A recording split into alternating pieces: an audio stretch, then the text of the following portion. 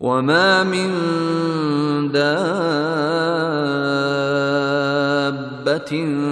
في الأرض ولا طائر يطير بجناحيه إلا أمثالكم ما فرطنا في الكتاب من شيء ثم إلى ربهم يحشرون۔ اور زمین میں جتنے جانور چلتے ہیں اور جتنے پرندے اپنے پروں سے اڑتے ہیں وہ سب مخلوقات کی تم جیسی ہی اصناف ہیں۔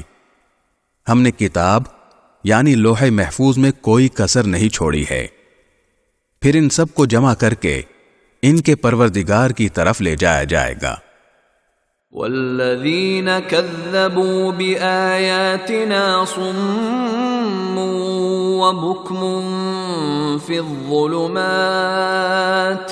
من یشاء اللہ یضللہ ومن یشاء یجعلہ علی صراط مستقیم۔